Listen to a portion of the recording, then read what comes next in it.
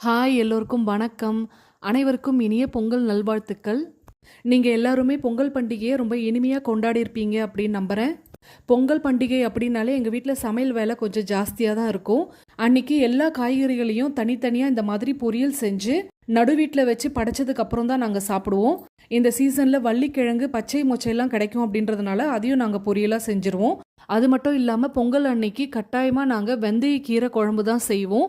கூடவே புதினா துவையல், பூசணி கூட்டு, வடை, பாயாசம், சக்கரை பொங்கல் இதெல்லாமே செஞ்சு வச்சு அன்னைக்கு சாமி கும்பிடுவோம். செஞ்சு வச்சிருக்க எல்லா காய்கறியும் அன்னைக்கே காலி பண்ணிடுவீங்களா அப்படின்னு கேட்டிங்கன்னா, இவ்வளோ காய்கறிகளை செஞ்சுருக்கோம். அதனால் நாங்கள் இதை கண்டிப்பாக வேஸ்ட் பண்ண மாட்டோம். அதை நாங்கள் என்ன பண்ணுவோம் அப்படின்றத நான் கடைசியாக சொல்கிறேன். பொங்கல் பண்டிகை அப்படின்னாலே எங்கள் வீட்டில் இதுதான் ஸ்பெஷல். இன்னொரு ஸ்பெஷலும் இருக்குது. இந்த காய்கறி, கீரை குழம்பு, புதினா துவையல் இதெல்லாம் சேர்த்து சுண்டைக்கறி செய்வோம். இட்லி, தோசைக்கு இது சூப்பரான ஒரு சைட் டிஷ். நீங்களும் இந்த மாதிரி சுண்டைக்கறி செஞ்சு சாப்பிட்ருக்கீங்க அப்படின்னா கமெண்ட் செக்ஷனில் சொல்லுங்கள். பாய்.